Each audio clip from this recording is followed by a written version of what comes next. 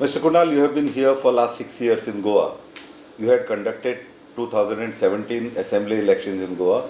Now again you are here as Chief Election Officer to conduct 2022 elections. What are the major differences you see between these two elections? Goa election has always been a festive in nature and very peaceful election, and from that point of view I feel that festivity is there, people are enthusiastic and participation is there. This time I could see there is a more use of social media. Even in the 17 election we had experimented social media, but now social media has become one of the mainstream focus for connection with the voters. Okay, is that like there is a likelihood, they say everywhere the news is elections might be postponed. Can you comment on that? See, this thing, decision about conduct of election is in the domain of Honorable Election Commission of India. So, I am not in a position to put any comment on that. Okay, but in these elections, what are the precautionary measures that you are planning? See, this election we are, if you see Goa, we are having very high participation from the voter. It is more than 80%. So, what we have done that per polling station, the limit of voters we have put it 1000 only, although election commission allows 1200, and which resulted in increase of 60 polling stations from the previous list. And if you compare from 2017 election, it is increase of 80 polling station. Right now our average size at the single polling station is less than 700. It will help in managing the crowd, reducing the crowding at the polling station, and also having a proper, I would say, safeguard for the citizens. And from corona point of view, we have identified the campaigning grounds.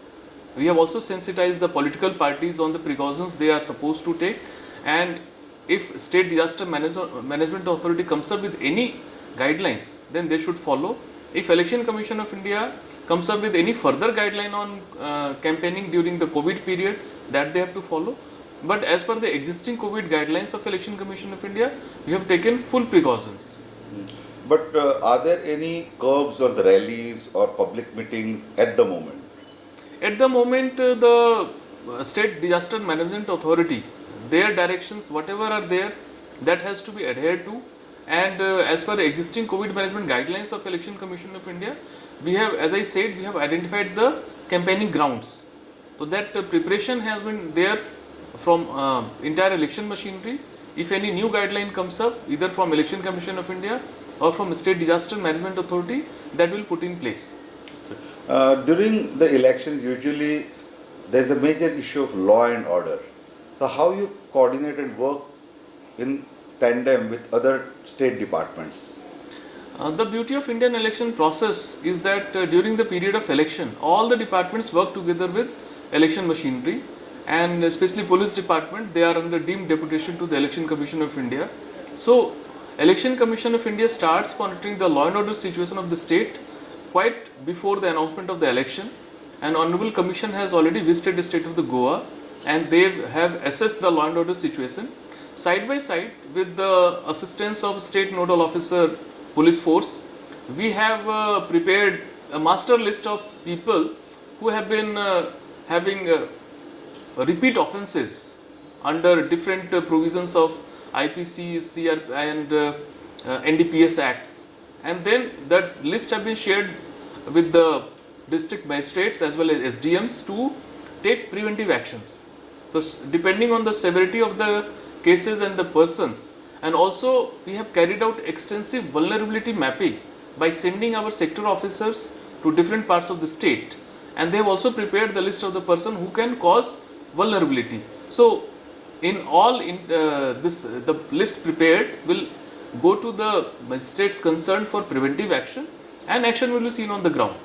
So what is the time period? When will this action be taken? Action has already been initiated, and then district magistrates and SDMs have been told to initiate action and put all the pending, even 107, 109, 110, even externment cases or PTNDPS cases, all into motion. They should not be kept pending at all. Okay, because there could be curb on rallies and meetings. we can see the increasing use of social media for the propaganda.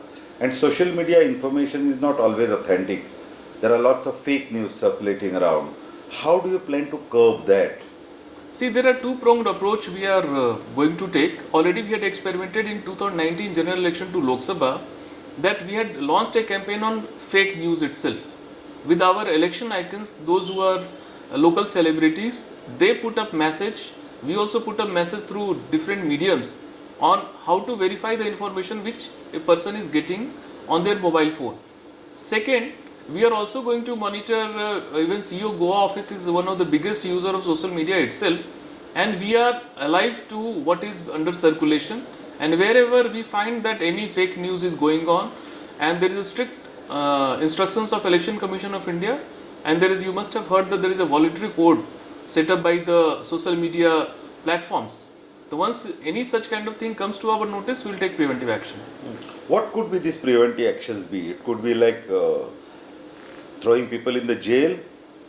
It depends. The kind of message is there, and then first of all, if any objectionable content is being circulated, then we can ask the social media platforms to remove those, and depending on that, the police may be requested to take suitable action. Yeah, you mentioned celebrities earlier, how celebrities have been roped in.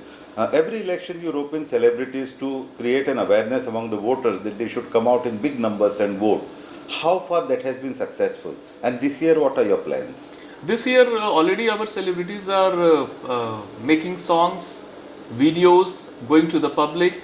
We are going to have an icon rally. The Goa that way, although is very small, but it is very beautiful, culturally very rich state, and we are roping in people from different walks of life who are achievers in their field like sports, literature, music, arts. Even from person with disability category, we are putting great focus on that. That every sections of society must feel part of the election process. That this is their festival, people's festival, and people should participate in a festive manner, in an ethical manner, and without any fear or inducement. Yeah, but your campaign has it seen the increase in the voters?